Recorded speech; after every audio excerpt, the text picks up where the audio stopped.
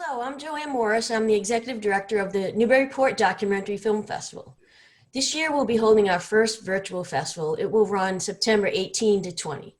While we will miss holding this in a live forum, there are some benefits to this new format. One is that you can watch the film or films anytime throughout the festival itself. It's 24/7. Whenever you're ready to sit down on your couch, you can watch it. You can also add it to your TV screen, probably in most cases. We have an FAQ on our website if you want to try to get that advance.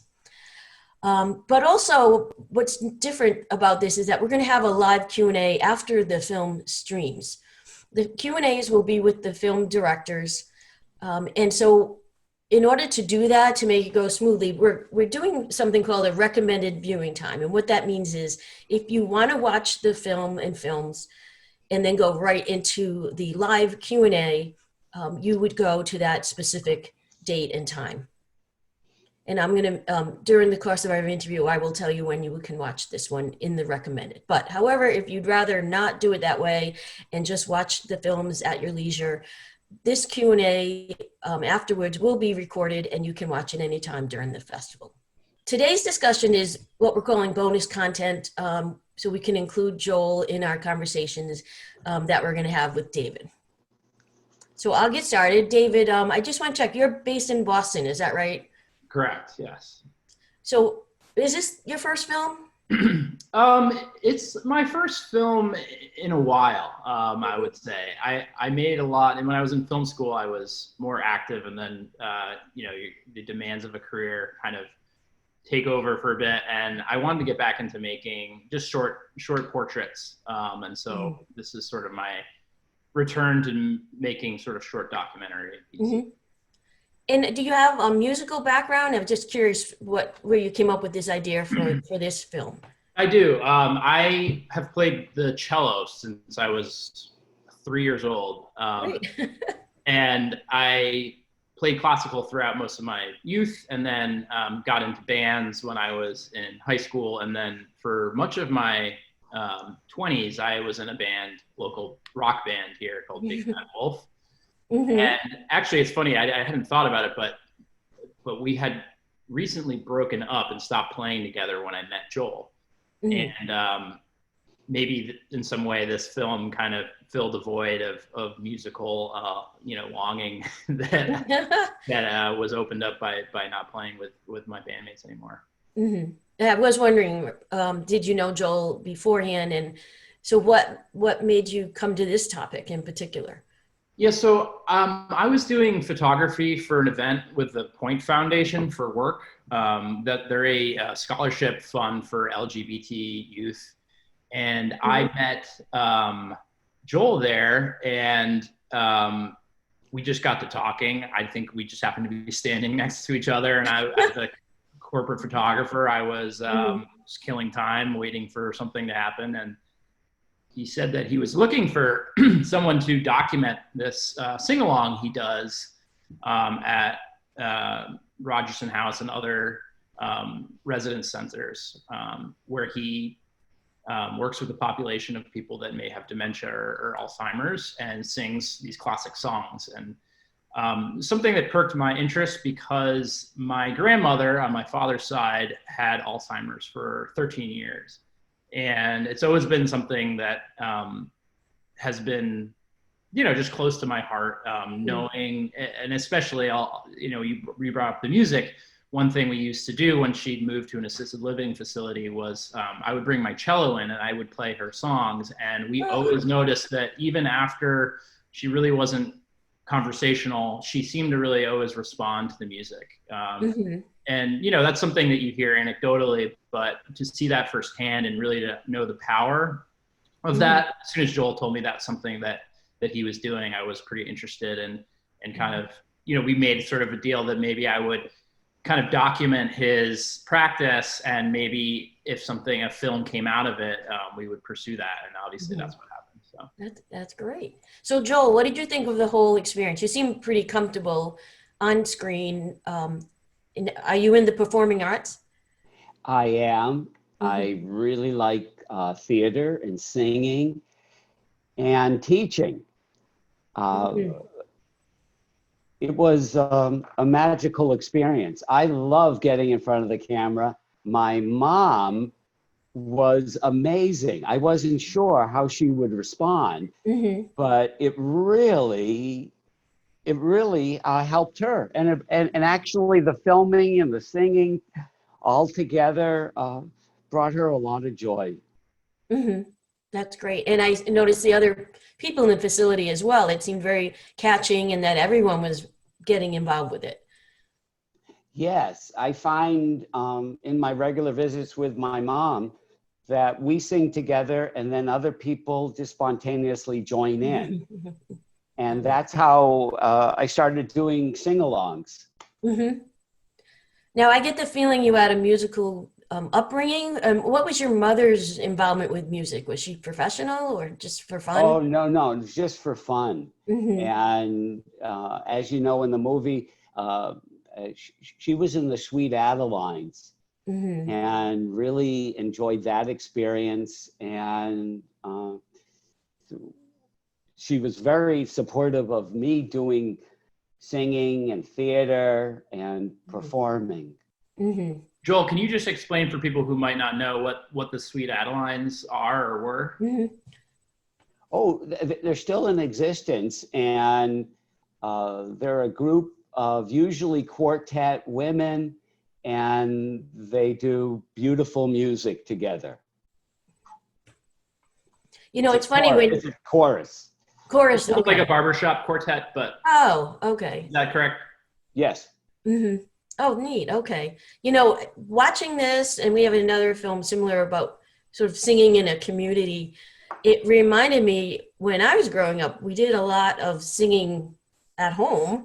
There were TV shows, and there was one Sing Along with Mitch and Lawrence Welk, and one of them, and I can't remember, the words would play at the bottom of the TV screen, and I think there was like this red ball that would, you Bouncing know, ball.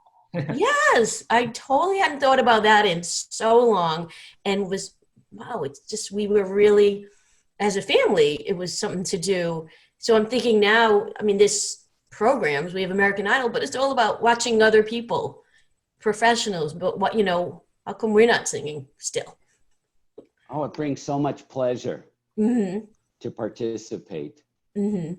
And it Yeah, it's makes the, also, go ahead, Joel. oh no, the music makes a great impact on your Mm-hmm. teens and 20s. Yeah. And if you have dementia, that's what you tune into.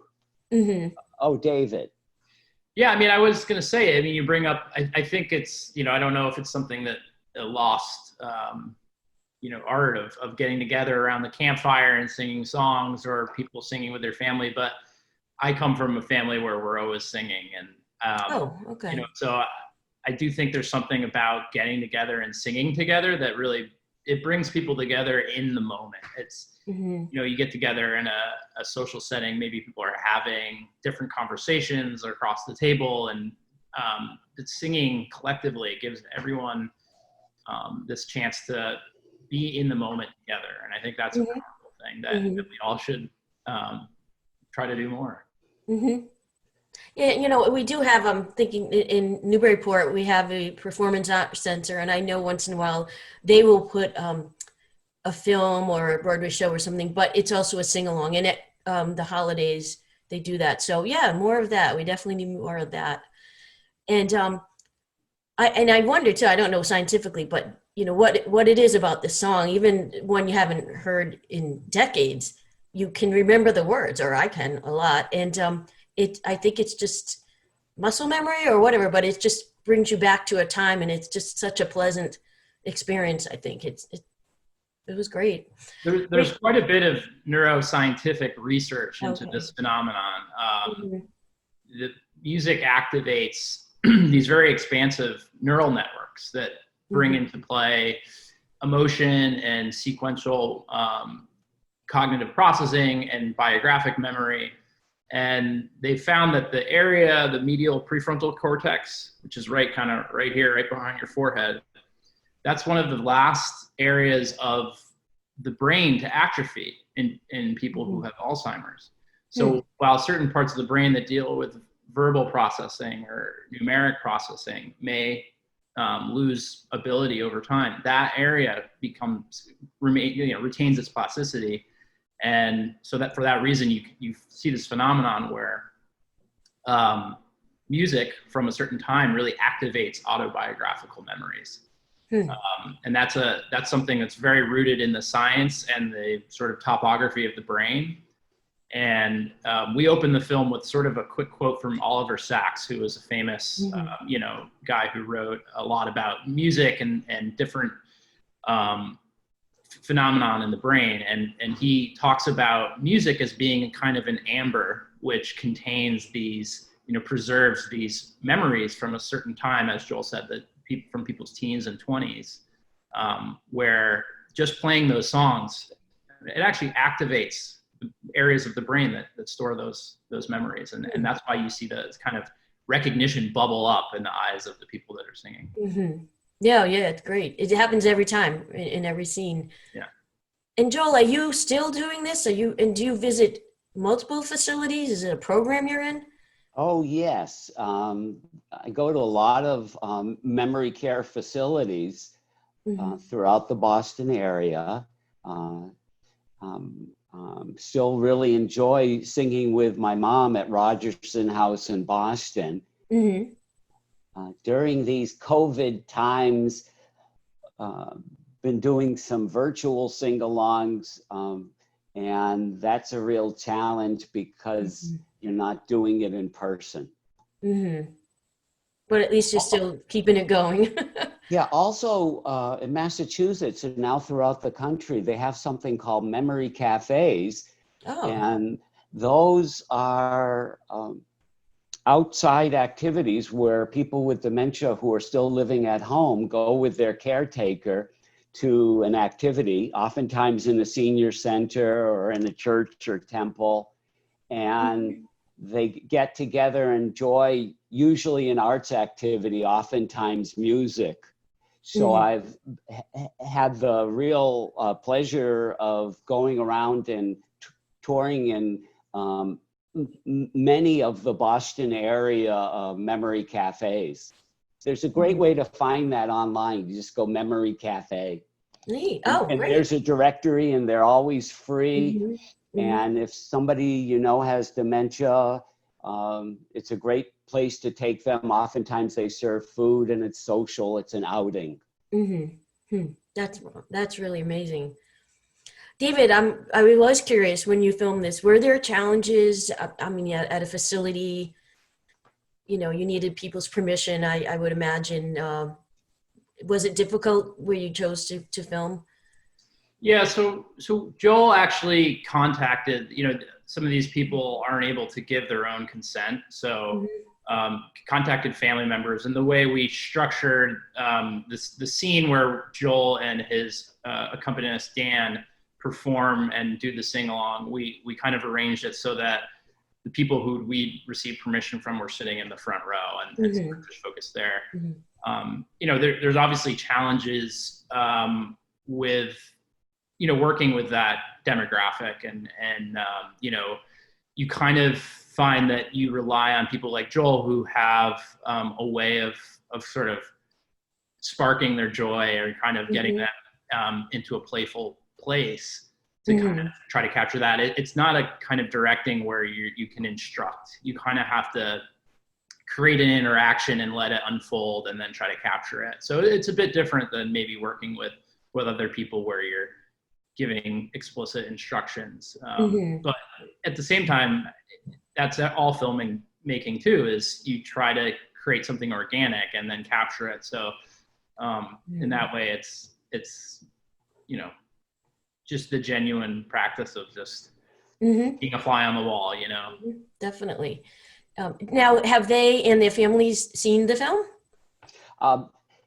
Some have, and I'm sorry to say, 2 people have passed away since the film was made